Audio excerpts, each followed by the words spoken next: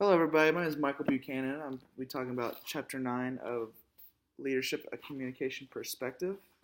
And in this chapter, I'll be talking about how the power of public leadership is basically a dealer of hope, which was mentioned by Napoleon Bonaparte.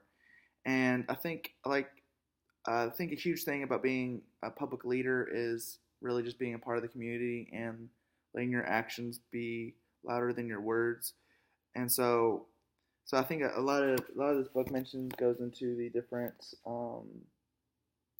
things you can do to improve your public relations. PR is always a huge move if you're in business or any kind of type of organization. PR is always essential, and I guess this ties into being a public leader.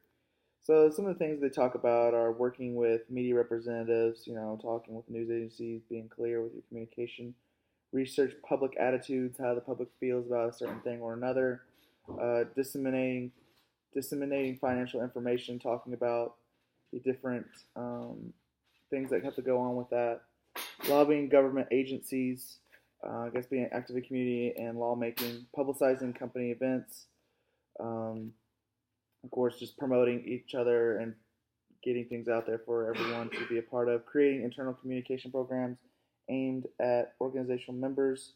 So basically, just working on your internal and how you can fix that.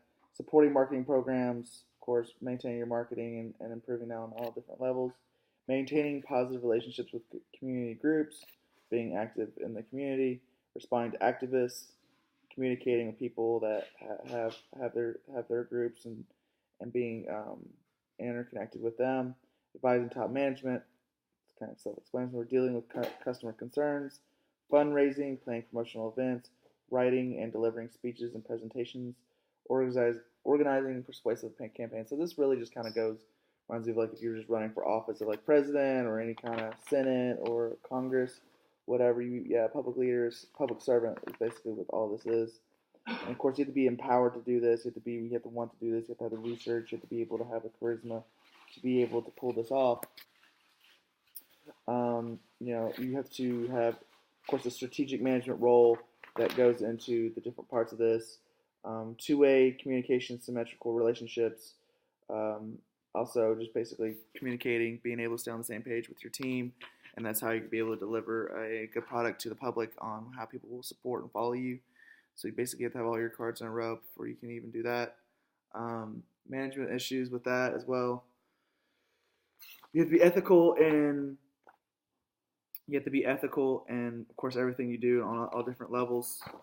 Of course, they talk about President Barack Obama and his commitment speeches at an all-female college at Barnard University. That talks just, of course, he probably prepared himself and was able to relate what he was able to do with those women and empower them. Pre-speech planning, you always want to have your eyes set on that with what you even want to talk about. If you can't talk about, if you're not in line, no one's really going to listen to you. Um, I like this quote that is told by Terry Pierce. Many leaders in all fields are too quick to patronize their public, assuming that people are selfish, dull, or uninterested in global or universal questions. Quite the contrary, the public is eager to hear, eager to engage, and eager to act when called to contribute to just causes that are larger than themselves. I think as a speaker and as someone that is trying to motivate people, that is the goal. And I think that's why people win elections and people follow certain people that claim to have influence and show their credibility. Um, of course, you want to be able to try to stay consistent through your entire process of trying to be a public leader and what you do, and that in your mission, your campaign. Of course, they also talk about a bad beginning makes a bad ending. Um, leave people on. I guess this is a speech context. Leave people kind of on the hanger. Always leave them wanting more. Leave them on the edge of their seats so they are hungry to hear you more. They want to be able. They will come out and listen to you whenever you give out your next speech. Of course, your language is also another part of it. The rehearsal, delivery, all the different parts of giving a speech is extremely important, and trying to persuade a crowd to follow you, and or if you are trying to win a race. So with that being said, that is chapter 9, and that just basically goes over everything. And I hope you guys enjoyed the video. Thank you very much.